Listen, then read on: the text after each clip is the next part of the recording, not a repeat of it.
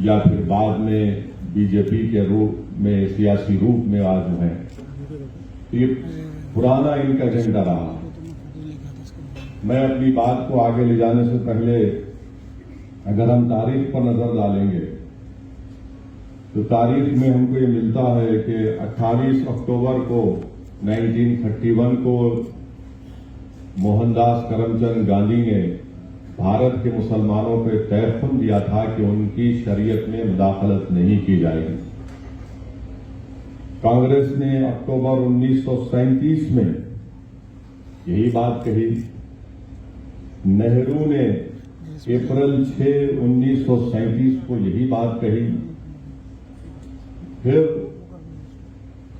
1966 17 मई को लोकसभा में जो उस वक्त के लॉ मिनिस्टर थे जनाब जीएस पाठक साहब ने ये कहा, मैं अंग्रेजी में पढ़ के तर्जुमा करूंगा, कि personal laws are mixed up with religion and that we can not coerce people to accept our views about the religion and customs. उन्होंने ये उस वक्त के पाठक साहब कानून के वजीर थे, मंत्री थे, उन्होंने लोकसभा में ये कहा 17 मई 1966 को कि पर्सनल लॉज मजहब के साथ जुड़े हुए हैं और हम यानी हुकूमत आवाम पर दबाव नहीं डाल सकती कि वो हुकूमत के सोच को, अपने मजहब और कस्टम को छोड़ दें, यानी अपनी हुकूमत की जो व्यूज हैं वो हुकूमत किसी को मजबूर नहीं कर सकती कि वो अपने मजहब को और अपने कस्टम को छोड़ दें। यही बात अगस्त 29, 1963 को उस वक्त के लॉ मिनिस्टर A.K. सेन ने भी कही थी। लोकसभा के अंदर खड़े होकर 2 लॉ मिनिस्टर ने बात कही थी। अब यहां पर बार बार ये कहा जाता है कि जैसा कि अभी यहां पर जिक्र किया गया, मुफ्ती साहब ने कहा कि हमारे वजीर आजम ने कहा कि कैसे एक घर में 2 कानून रह सकते हैं। मैं इस बात का इकरार करता हूं कि भारत के प्रधानमंत्री सबसे ज्यादा पढ़े लिखे और हम सब थम्स-अप हैं, मगर भारत के प्रधानमंत्री को शायद ये नहीं मालूम कि इस मुल्क में आज भी नॉर्थ ईस्ट में एक ऐसा स्टेट है जहां पर क्रिमिनल प्रोसीजर एक्ट अभी भी अप्लाई नहीं होता, सीआरपीसी अभी भी अप्लाई नहीं होता।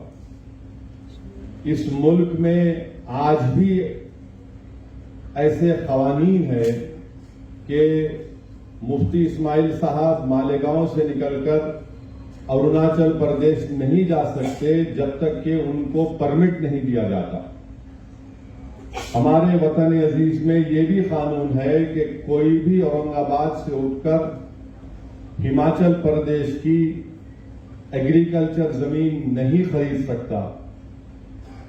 हमारे मुल्क में हमने यह कानून बनाया कि अगर कोई बड़ा मल्टीनेशनल कंपनी होगा तो वो अगर उन किसी कंपनीज में कॉन्ट्रैक्ट पर इख्तलाफात हो गए तो हम उसका फैसला आर्बिट्रेशन के जरिए सिंगापुर में करेंगे। ये हमने कानूनी सहूलत दी कि अगर 2 कंपनीज में झगड़ा होगा तो हम इसका फैसला सिंगापुर में करेंगे।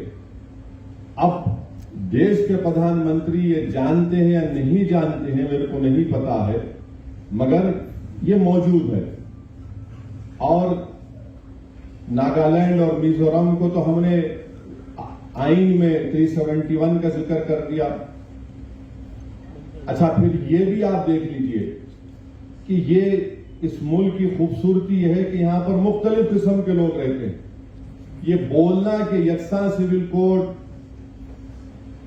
जनसंघ और आरएसएस की शुरू से साजिश ये रही कि भारत की सबसे बड़ी अखिलियत मुसलमानों की एक मजहबी शनाख्त को खत्म कर दिया जाए। और मैं आज आपके दरमियान में खड़े होकर खुलकर कह रहा हूं कि बाज अगर हमारे जिम्मेदारों को मुस्लिम पर्सनल लॉ बोर्ड से इख्तलाफ है तो इख्तलाफ रखिए, मगर एक बात याद रखिए कि ये जो शरीयत application act 1937, dissolution of marriage act 1939 है, ये आपको इस बात की इजाजत देता है कि आप कुरान और सुन्नत के मुताबिक अपनी जिंदगी को गुजारें। अगर ये आपसे छीन लिया जाएगा तो फिर आपका नुकसान होगा इसमें। तो इसलिए इसको पर्सनल लॉ बोर्ड से अगर किसी व्यक्ता पर रखिए, मगर इससे ऊपर उठकर देखिए इसको आप। अच्छा, जब आईन बना जा रहा था, जब आईन बन रहा था, ये दोनों कानून को नहीं हटाया गया। 1937 के और 39 के कानून को नहीं हटाया गया था। आईन बन गया और ये कानून का हिस्सा भी बन गया। तो जो बात अंबेडकर और उस कमेटी में आईन बनाने वालों ने नहीं सोची, आज भारतीय जनता पार्टी सोच रही है।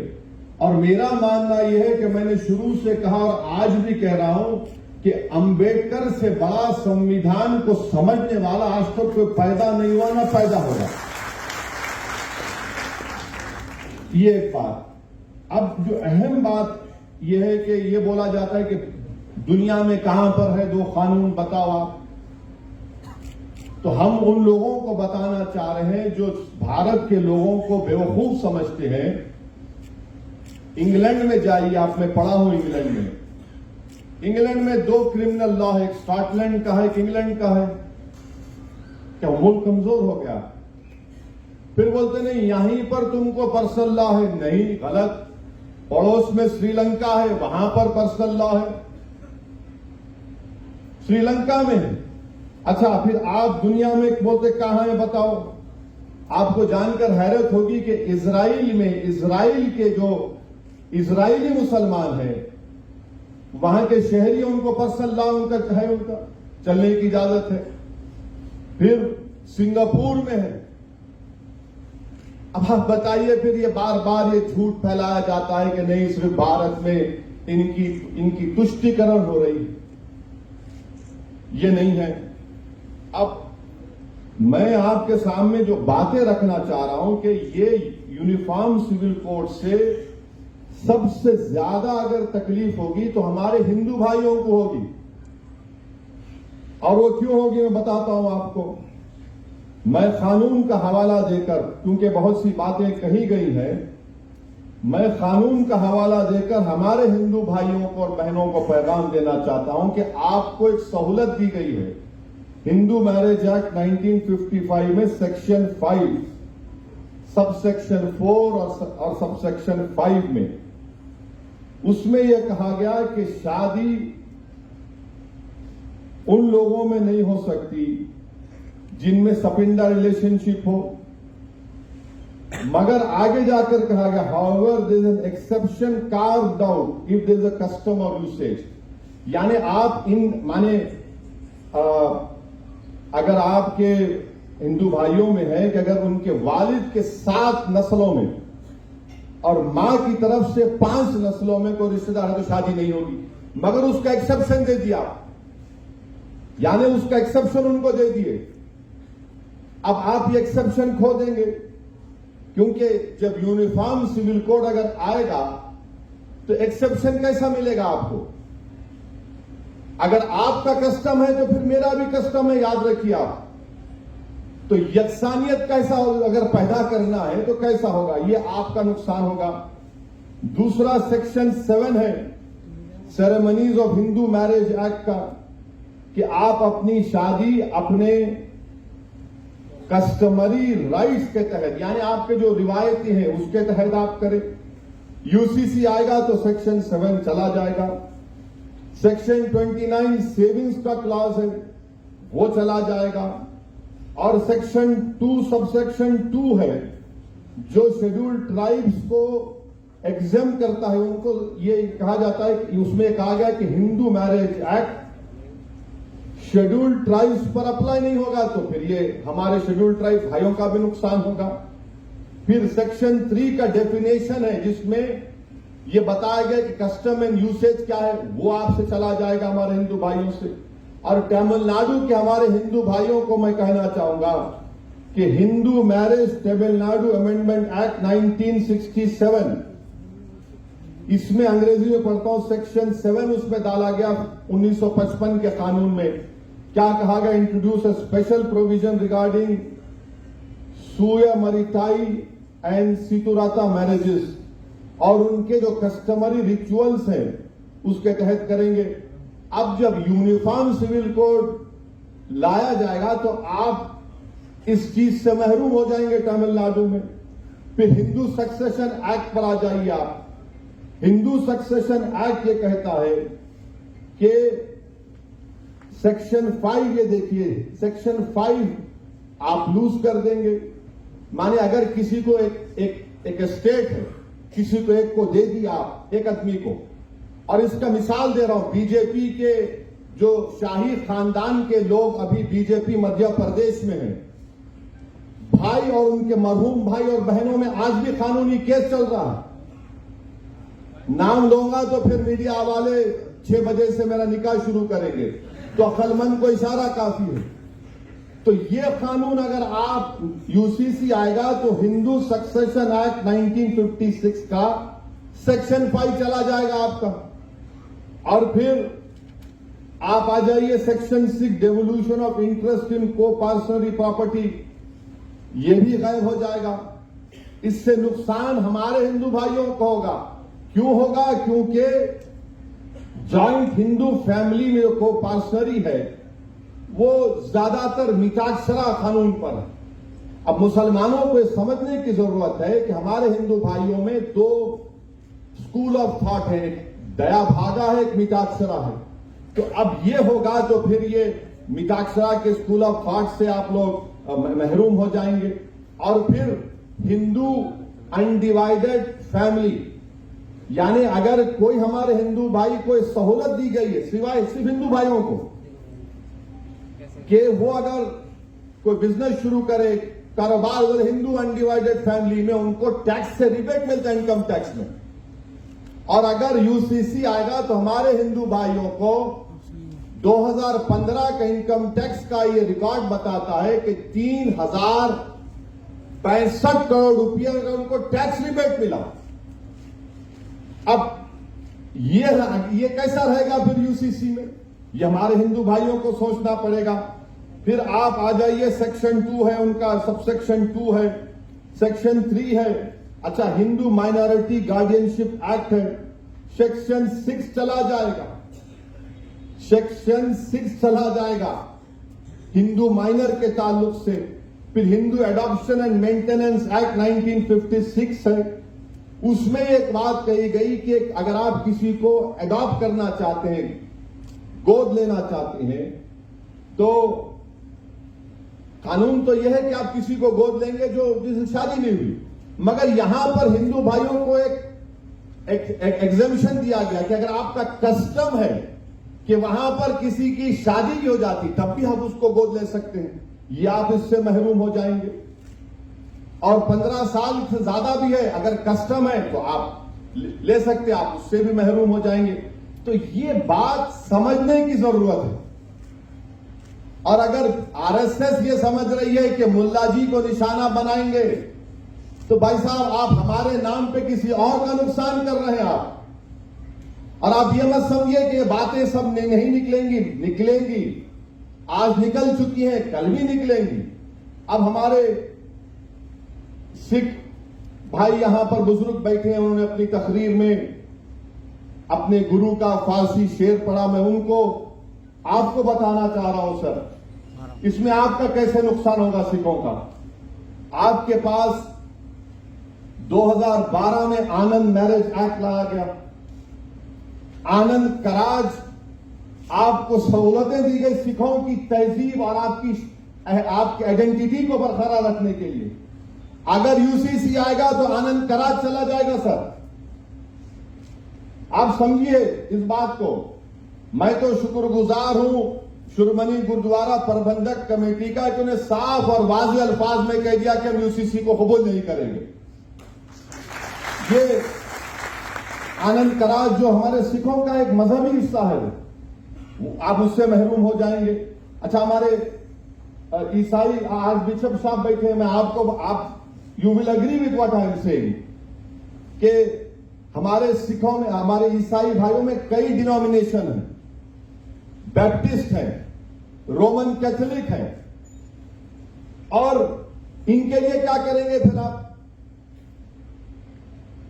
इनके लिए कैसा करेंगे? यूसीसी आएगा तो ये सब के सब अपनी अपनी तहजीब को, अपने अपने मजहबी रसूमात से इनको महरूम कर देंगे। अच्छा, कैथोलिक चर्च में, correct me sir if I am wrong, Catholic church makes a distinction between civil and ecclesial law. It makes a difference. While the law of the land always takes precedence over ecclesial law in legal areas, the sacramentality of marriage is key to the church and the ecclesial law. For instance, the appropriate age to marry for men and women. ये हमारे ईसाई भाइयों को भी तकलीफ होगी इससे, ये ऐसा नहीं है कि ये करने वाले हैं. अच्छा, फिर आप दूसरा देख लीजिए. अब आप और एक बात सुनिए. मेघालय में एक अलग तरीका है जायदाद देने का. नॉर्थ ईस्ट में बास कबाइली ऐसे हैं, आदिवासी ऐसे हैं कि छोटी बेटी को बाप की जायदाद मिलती. अब इनका तो घर में कोई है ही नहीं, इनको मतलब ही नहीं, कर दो. फिर अब आप ये देखिए कि हमारे मराठी कम्युनिटीज में मराठास है, कुंबीज है, मालीज है, महार्स है, यहां पर भाई की बेटी की शादी बहन के बेटे से होती है. आप निकाल देंगे क्या इसको? बोलो आप. अच्छा, फिर ये क्रॉस कजन शादियां होती गोंड में और हमारे आदिवासी में जो भिल्स है नॉर्थ और सेंट्रल इंडिया में. अच्छा, फिर आप देखिए कि झारखंड में छोटा नागपुर टेनेंसी एक्ट है जो जमीन की जो हुकूक है आदिवासियों की, उसकी हिफाजत करता है. अमित शाह तो बोल रहे हैं कि नॉर्थ ईस्ट के जितने आदिवासी हैं, ट्राइब्स हैं, उनको मुस्तस्ना रखेंगे, मगर झारखंड के आदिवासियों का क्या होगा? कानून है जमीन का, छोटा नागपुर टेनेंसी एक्ट 1908 का. फिर एक और कानून है provisions of panchayat extension to schedule areas act 1966, जो सेल्फ गवर्नेंस देता है और ये कहता है कि तुम पंचायत में सेल्फ गवर्नेंस करो और तुम्हारे जो रिवायती ग्राम सभा है, यानी फिर रिवायती, यानी इनका कल्चर आगे, उससे आप महरूम हो जाएंगे. तीसरी बात यह कि झारखंड में संताल परगानेस टेनेंसी एक्ट है 1949, जो झारखंड के संताली कबाइलियों की जमीन की हिफाजत करता, आप उससे महरूम हो जाएंगे. आपको समझना है कि नरेंद्र मोदी कहां से आ रहे हैं. दिखा तो रहे कि मुसलमान को सबक सिखाएंगे, मगर नुकसान देश का होने वाला है. नुकसान देश की प्लुरलिज्म को होगा, इज्तिमाइयत को होगा. जो काम हमारे बुजुर्गों ने नहीं किया आप करने जा रहे हैं. तो इसीलिए यकसा सिविल कोड भारत के लिए ठीक नहीं. और फिर हमारे बाज मुसलमान हैं. जमहूरियत है, आपको राय रखने का अख्तियार है, मुझे भी राय रखने का अख्तियार है. और जो लोग आज नरेंद्र मोदी के इशारों पर कठपुतली बनकर नाच रहे, मैं तुमको सरकारी मुसलमान को काटता हूं. अच्छा, बात तो खड़े होकर बोलते क्या बोल रहे हैं लोग, कहां है कुरान सुन्नत में? तो इन लोगों के लिए उलेमा काफी है जवाब देने के लिए. एक शायर ने बड़ा अच्छा कहा इनके बारे में. इन गुलामों का यह मसलक है कि नाकिस है किताब. इन गुलामों का यह मसलक है कि नाकिस है किताब, कि सिखाती नहीं मोमिन को गुलामी की तारीफ. ये वो लोग हैं. और किसी शायर ने एक जगह पर अच्छा कहा, खुद बदलते नहीं कुरान को बदल देते हैं, हुए किस दर्जे के फकीयान हरम बेतौफीक. ये वो लोग हैं. अब आप देखेंगे दिल्ली में एक फंक्शन होने जा रहा है, ये रंग बिरंगी कपड़े पहन के पूरे पहुंचने वाले हैं. रंग बिरंगी कपड़े, एक एक रंग का एक एक रंग में जमे हुए हैं लोग, मगर इनका रंग, इनका दिल बीजेपी से मिला हुआ.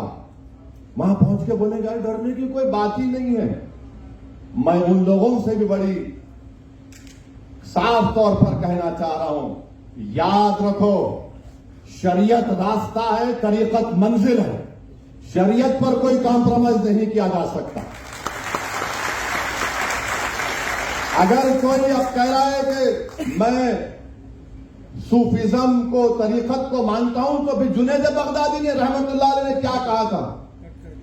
जुनैद बगदादी रहमतुल्लाह अलैह ने कहा था कि सूफी वो है जो दुनिया में मर गया और अल्लाह के लिए जिंदा है दुनिया में।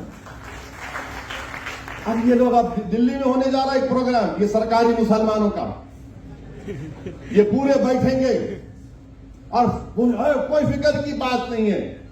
अरे तुम इतने बड़े बड़े आस्थानों से आते हो, तुम इतनी बड़े बड़े औलिया अल्लाह के आस्थानों से आते हो, अरे बादशाहों के महल वीरान हो गए, बर्बाद हो गए, मगर वो आस्थानें आज भी आबाद है।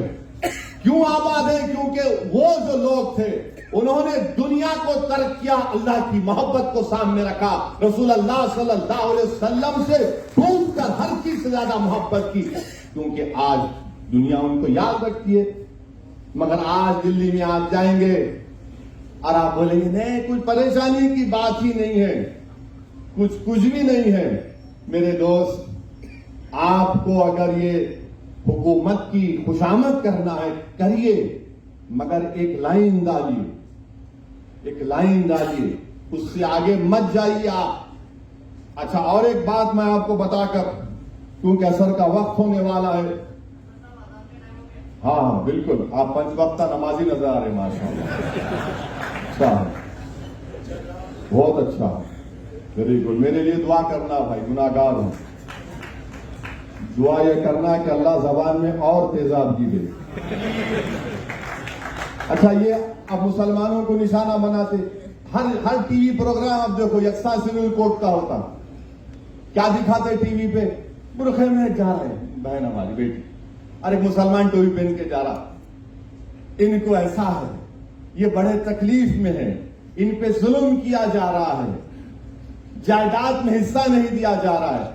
मैं चैलेंज के साथ कह रहा हूं, दुनिया में अगर सबसे पहले किसी ने किसी महिला को जायदाद में हिस्सा दिया तो वो रसूल अल्लाह सल्लल्लाहु अलैहि वसल्लम इस्लाम है।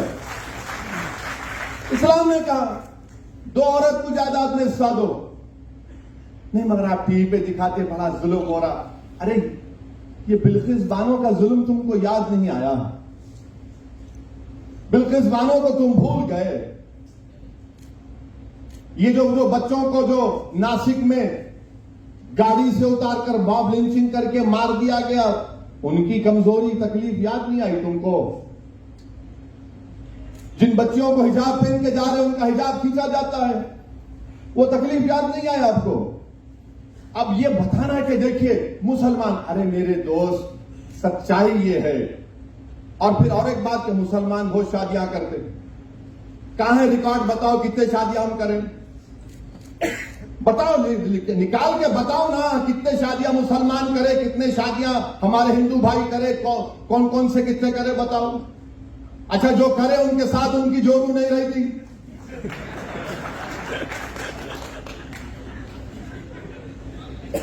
और आपको मालूम रिकॉर्ड है गवर्नमेंट ऑफ इंडिया का, ये आप उठाकर पढ़ो, आप एक अंग्रेजी अखबार है टाइम्स ऑफ इंडिया, 28 जुलाई 2022 का। हजरत गूगल पर जाइए, बहुत लोगों को शौक है आजकल रिलीजन, दीन वहां से सीख रहे, उलमाओं के पैर के पास बैठ के नहीं सीख रहे, इसलिए मनचले निकल रहे। तो 28 जुलाई 2022 का टाइम्स ऑफ इंडिया ये कहता है कि 2 बीवियां 1.9 मुसलमान में है, ये 2019 का डेटा है, हिंदू भाइयों में 1.3 है और दीगर कौमों में 1.6 है। यानी ये जो परेशानी 2 बीवी की है, सिर्फ हमारी नहीं है, दूसरों के भी है। और हिंदू और मुसलमानों में 0.6 का फर्क है। अब आप बोलेंगे कि भाई अब बताओ, फर्क बताओ। सऊदीन ओवैसी मुसलमान की दूसरी बीवी रही और दूसरों की दूसरी बीवी रही, तो क्या फर्क है? फर्क यह है कि वो मेरी बीवी है और दूसरों में बीवी नहीं है। फर्क यह है कि उसको मेंटेनेंस मिलता, फर्क यह है कि उसको अपने रहने के लिए घर मिलता, यह फर्क है।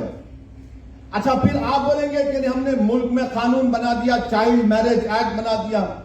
बिल्कुल बनाया, मगर क्या यह सच नहीं है कि चाइल्ड मैरिज एक्ट में 84% चाइल्ड मैरिज होती है हमारे हिंदू भाइयों की? कानून तो आप बना दिए। अच्छा, ऊपर से और एक बात देखो, जब चाइल्ड मैरिज हो जाती है, मैरिज खत्म नहीं होती, वॉइड होती है, वॉइड होती है। यही तो हम बता रहे हैं। हम ये नहीं कह रहे कि मुसलमानों में कमजोरियां नहीं है, यकीनन जहेज की लानत है जैसा सब जगह पर है, यकीनन हमारे बहनों को बच्चों को और उठाना है जैसा कि सब जगह पर है। मगर आपको सिर्फ इस बात की फिक्र है, आप हमारी शनाख्त को हमसे छीनना चाहते हैं, और कुछ नहीं है आपका। रिजर्वेशन आप नहीं देना चाहते, नहीं मजहब के नाम पे नहीं देते, मगर मजहब छीन के खुद ताकतवर बनाना चाहेंगे आप। रिजर्वेशन तो महाराष्ट्र में नहीं देंगे, नहीं मजहब के नाम पे नहीं दे सकते, मगर हम मजहब की शनाख्त छीन के तुमको ताकतवर बनाएंगे। ये कौन सी मिसाल है बताइए आप। और फिर आप ये भी देख लीजिए कि 2000 से 2019 तक फीमेल इन्फेंटिसाइड, यानी अगर किसी खातून के पेट में मालूम हो जाए कि बेटी है, तो 2000 से लेकर 2019 तक 86% बच्चियां मिसिंग हैं। यानी उत्तराखंड की जितनी आबादी है, करीब उतनी आबादी उतने बच्चियां मिसिंग है। कौन जिम्मेदार है उसका, बोलो आप। कानून तो हम बना दिए। अच्छा, सेक्स रेशियो आप देखो मुसलमानों का दूसरे रिलीजन के साथ, सबसे अच्छा सेक्स रेशियो मुसलमानों का है। तो ये चीजें हमको आपको समझने की जरूरत है। मध्य प्रदेश में हमारे आदिवासी, शहरी आदिवासी खड़े हुए वो। अच्छा, मैं चाहूंगा कि देवेंद्र फडणवीस जरा महाराष्ट्र के ट्राइबल एरिया में जाके बात करें यूसीसी की।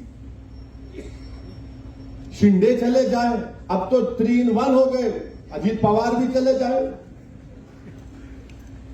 महाराष्ट्र के आदिवासी एरिया में जाके बोले हम लाएंगे, देखो क्या नतीजा निकलता वहां पे। करो, छत्तीसगढ़ में जाके बोलो, अब इलेक्शन है 3-4 महीने में। राजस्थान के कबायलियों को बोलो, आप आदिवासियों को। हम यही बताना चाह रहे हैं कि ये जो भारत की खूबसूरती जिसका जिक्र इम्तियाज जलील साहब ने किया, यही खूबसूरती है भारत की। बार बार बोलते अमेरिका में ऐसा है कि अमेरिका में, अरे अमेरिका में ये कल्चर है। अमेरिका में इतने कल 2000 से 3000 कितने कल्चर है, नहीं है। अच्छा, अमेरिका में हर स्टेट में उसका अलग कानून है, मगर फिर भी अमेरिका ताकतवर है। या उल्टा बोलते हैं, भारत के वजीर आजम बोले कि एक मुल्क में, एक घर में 2 कानून कैसा रहेंगे। तो ये बातें इसको समझने की जरूरत है। और अगर नहीं समझेंगे तो फिर आप मुल्क को कमजोर करना चाहते हैं। और फिर किसी एक टीवी चैनल पे बोले कि हम एक सर्वे करें, 8000 औरतों का सर्वे करें। अरे दीवाने, मुस्लिम पर्सनल लॉ बोर्ड ने 4,80,00,000 लोगों का सर्वे ओपिनियन लेके सीडी में 21 लॉ कमीशन को दिया, और तुम 8,000 की बात कर रहे हो। उस 4,80,00,000 में आधे हमारी बहनें हैं, बेटियां हैं, जिन्होंने रद्द किया कि हमको यकसा सिविल कोड नहीं चाहिए। अब आप बता रहे हैं। तो ये मकसद एक ही है कि भारत के इस खूबसूरती को हमेशा के लिए प्लुरलिज्म खत्म करके रख दिया जाए। भारत के वजीर आजम क्या बोलते हैं कि एक भारत एक इलेक्शन, एक भारत एक टैक्स, एक भारत एक कल्चर, एक भारत एक मजहब, एक भारत एक शनाख्त। अब हद ये हो गई कि रुके नहीं, उन्होंने बोले ने एक भारत एक फर्टिलाइजर। कैसा एक फर्टिलाइजर हो सकता है मेरे बताइए आप। अरे बोले जा रहे हैं, बके जा रहा हूं जुनू में क्या क्या, और सामने बता रहे हैं मुल्ला जी को मुसलमान को इनको हम सबक सिखा नहीं, आप सबका नुकसान करने वाले हैं। तो इसीलिए हम तमाम को, और खास तौर से हमारे हिंदू भाई बहनों को समझना पड़ेगा कि आपका कितना बड़ा नुकसान होने जा रहा है। आप किस चीज से महरूम हो जाएंगे। और ये बार बार ये जो दुम छल्ले हैं, अरे क्या होता मियां, क्या दीन खत्म हो जाता? अरे दीवाने, दीन खत्म होने के लिए नहीं आया, दीन सुबह कयामत तक रहेगा। दुनिया उस वक्त खत्म होगी जब कलमा बोलने वाला नहीं रहेगा, जब दुनिया खत्म होगी।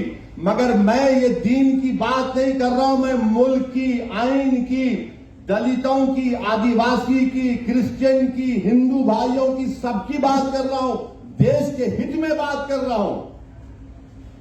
मगर इसको चेंज कर देते। अब हमारे मीडिया वाले भी सोच रहे होंगे कि अब कहां से इसको पकड़ना। नहीं पकड़ सकते आप। कहां से पकड़ते पकड़ो आप। कोई कैरम बोर्ड है, क्वीन को कब गिराएंगे, किंग को कब गिराएंगे। मुल्क है भाई, मुल्क को चलाना है। ये भारत है, 130 करोड़ का देश है। इसको आप 2 मिनट नूडल के साथ नहीं चला सकते। लाए नूडल खरीदे, 5 मिनट बनाए, अम्मा देखा, बच्चे को खा, बच्चा खाता बैठ के। ये ऐसा नहीं है भारत में। 130 करोड़ का देश है। यहां पर हमा किस्म के लोग हैं, हमा किस्म के रंग के लोग हैं, हमा किस्म के सोच के लोग हैं। इसीलिए तो हमारे बुजुर्गों ने तो अंग्रेजों से खिलाफ लड़ा था कि इस मुल्क को ऐसा रखेंगे हम। और मैं अपनी बात को खत्म करूंगा इस बात पर, 2 बात पर खत्म करूंगा कि जो हमारा 21वां लॉ कमीशन था, चौहान साहब ने क्या कहा था कि cultural diversity cannot be compromise to the extent that our urge for uniformity itself becomes a reason for threat to the territorial integrity of the nation.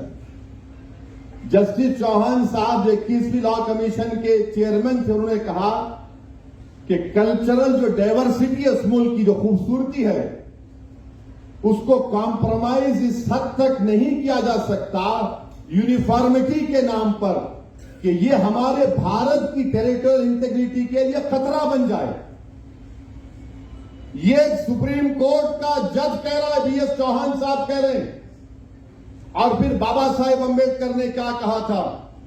Baba Saheb Ambedkar ने यह कहा था, बाबा साहेब अंबेडकर ने कहा था, कब कहा था वो भी बोल रहा हूं, 2 दिसंबर 1948 को बाबा साहेब अंबेडकर ने कहा था, It is therefore quite impossible for anyone to conceive that the personal law shall be excluded from the jurisdiction of the state.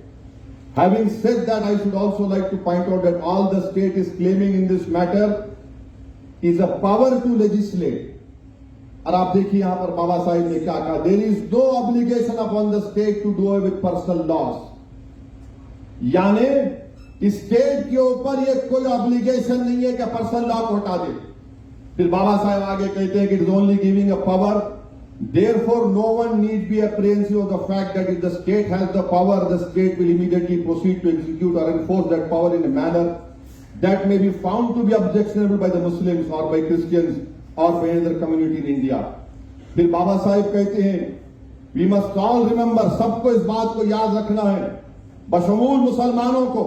माने बाबा साहिब कह रहे हैं, अंदर पार्लियामेंट में जब आइन बनाया जा रहा था, including members of Muslim community who spoke on this subject, that no one can, though one can appreciate their feelings very well, that sovereignty is always limited, no matter even if you assert that it is unlimited, because sovereignty in the exercise of that power must reconcile itself to the sentiments of different communities. No government can exercise its power in such a manner as to provoke the Muslim to rise in rebellion. ये बाबा साहिब ने कहा कि कोई भी हुकूमत अपने अख्तियारात को इस तरह से अगर इस्तेमाल करेगी कि मुसलमानों को प्रोवोक करे कि वो रोडों पर निकल कर आए, रेबेलियन करे। ये बाबा साहेब अंबेडकर ने कहा। और क्या कहा बाद में बाबा साहेब ने, I think it would be a mad government if it did so. Baba Sahib ने कहा अगर ऐसा कोई करेगा तो पागल हुकूमत है। ये बाबा साहेब अंबेडकर ने कहा था। But that is a matter which relates to the exercise of the power and not to the power itself. ये बाबा साहेब अंबेडकर ने कहा था। अब नरेंद्र मोदी जो बाबा साहेब अंबेडकर का नाम लेते लेते नहीं थकते, उनको पढ़ना चाहिए। ये आरएसएस वालों को जो झूठी मोहब्बत करते बाबा साहिब से, उनको पढ़ना चाहिए।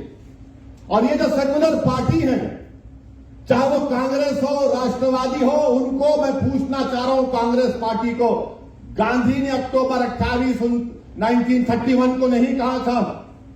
क्या कांग्रेस ने अक्टूबर 1937 को नहीं कहा था? क्या नेहरू ने अप्रैल 6 1937 को नहीं कहा था? बोलो, फिर मुंह खोलो। और वो लोग जो मुझ पर, मुफ्ती इस्माइल पर, इम्तियाज जलील पर, डॉक्टर गफ्फार कादरी पर इल्जाम लगाते हैं, बी टीम, अरे कहां गए तुम लोग? आज गूंगे बन के बैठे हो। तुम शरीयत की हिफाजत के लिए तुम्हारी जबान को जुम्बिश नहीं देते। इलेक्शन आ जाएगा तो गुलामी करने के लिए तैयार हो जाते हो। अरे आज बोलो ना, कल क्या बोलोगे जब हिसाब किताब का मैदान होगा? आज बोलो, बोल के दिखाओ। जाओ बोलो अपनी पार्टियों को, मुंह खोलो, रोको इस चीज को। मगर इलेक्शन आएगा, नहीं नहीं नहीं, ये लोग वोट तोड़ते हैं। अरे हम भारत के लिए बात कर रहे हैं। हमको इस बात का संविधान आर्टिकल 25, आर्टिकल 44 से बड़ा है।